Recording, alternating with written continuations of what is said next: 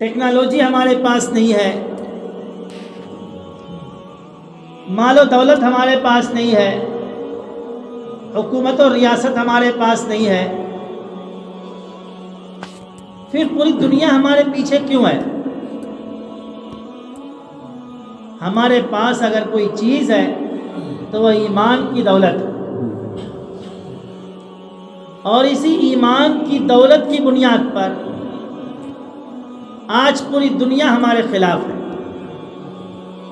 پوری دنیا کو خوف ہے تو ہمارے ایمان سے ہے، پوری دنیا اگر ڈرتی ہے اور کانپتی ہے تو ہمارے ایمان سے، ان کو گھبراہٹ ہے، ان کو تکلیف ہے، ان کو دشمنی ہے تو ہمارے ایمان سے۔ لیکن علامہ اقبال نے کہا ہے، وائے ناکامی متائے کارواں جاتا رہا اور کارواں کے دل سے احساس زیاں جاتا رہا۔ ہمارے پاس کیا دولت ہے ہمیں معلوم ہی نہیں ہے، اس دولت کے تقاضے کیا ہیں ہمیں معلوم نہیں ہے، اور اس دولت کی بنیاد پر ہمارے بزرگوں نے کیا حاصل کیا تھا، کیا پایا تھا، یہ ہمیں پتہ نہیں ہے۔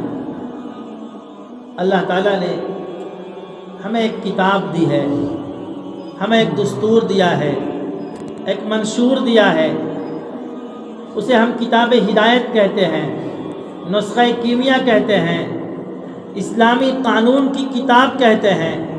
خود قرآن نے اس کو ھدی للمتقین کہا ہے، قرآن نے اسے الفرقان کہا ہے۔ وہ کتاب ہمارے لیے اس طرح ہے جیسے ہمارے جسم کے لیے روح ہے۔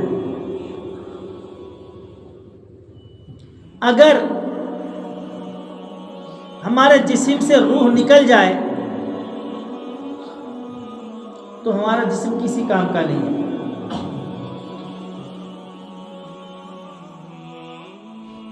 اگر ہمارے پاس سے قرآن نکل جائے،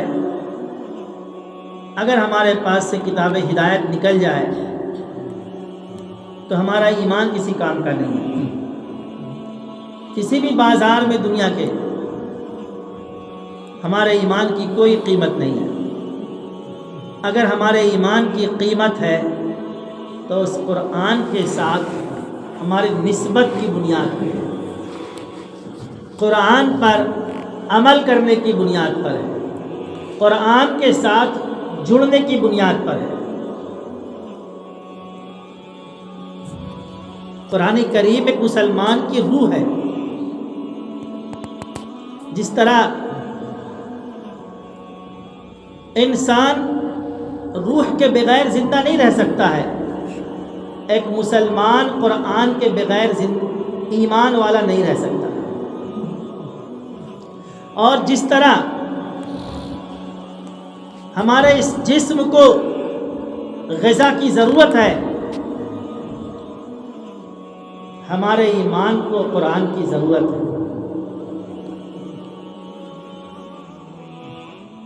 روزانہ ہم کچھ نہ کچھ کھاتے ہیں، اور اگر ہم کچھ نہ کھائیں 2 دن 4 دن 5 دن 1 ہفتہ ہم بھوکے رہ سکتے ہیں، اس سے زیادہ ہم بھوکے نہیں رہ سکتے۔ قرآن اگر ہم مکمل چھوڑ دیتے ہیں ہم ایمان والے نہیں رہ سکتے۔ اللہ تعالیٰ نے ہمارے روزانہ کے قرآن کا انتظام کیا ہے۔ ہم غفلت میں ہونے کی بنیاد پر، دنیا کے مصروفیات میں ہونے کی بنیاد پر قرآن سے نہیں جڑ پاتے ہیں، قرآن نہیں پڑھ پاتے ہیں۔ اللہ تعالیٰ نے ہمیں نماز کا حکم دیا ہے، اور اس نماز کے اندر قرآن کے پڑھنے کو فرض قرار دیا ہے۔ آپ کو نہیں پڑھنا آتا ہے، آپ صلی اللہ علیہ وسلم نے فرمایا من کان لہ امام فقراءۃ الامام لہ قراءۃ، جس کا امام ہے تو امام کی قرأت ہی مقتدی کی قرأت ہے۔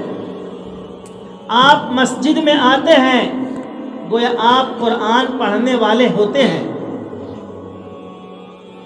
آپ نے ایک حرف نہیں پڑھا دن بھر میں، لیکن 5 نمازوں میں آپ نے مسجد میں حاضری دی، گویا کہ 5 نمازوں میں آپ نے حکمن قرأت کی ہے، قرآن کی تلاوت کی آپ نے.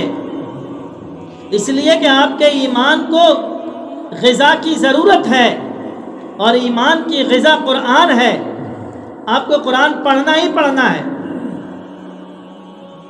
آپ بھول جاتے ہیں قرآن کے ساتھ ہمارا رشتہ کیا ہے، قرآن کے ساتھ ہماری ذمہ داری کیا ہے، آپ بھول جاتے ہیں.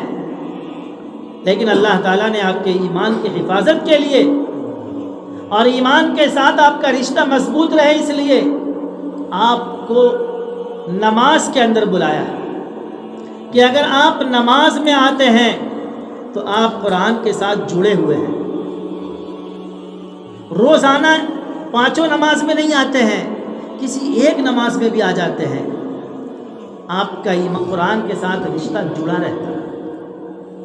پورے ایک ہفتہ آپ غائب رہے، جمعہ کی نماز میں آ گئے آپ، تو آپ کا رشتہ قرآن کے ساتھ جڑ جاتا ہے.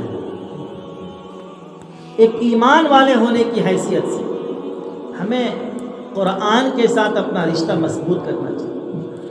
جتنا مضبوط قرآن کے ساتھ ہمارا رشتہ ہوگا اتنا مضبوط ہمارا ایمان ہوگا. ایک ایمان والے کی ذمہ داری یہ ہے کہ وہ قرآن کی تلاوت بھی کرے، قرآن کو سمجھے بھی اور قرآن پر عمل بھی کرے.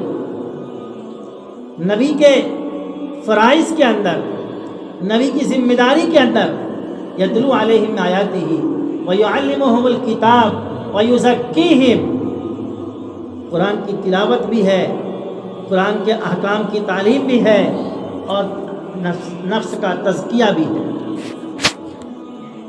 مجھے بڑی خوشی ہوئی راستے میں حضرت مولانا مفتی ظہور صاحب نے بتلایا کہ ہمارا اس مسجد کے اندر درس قرآن ہوتا ہے.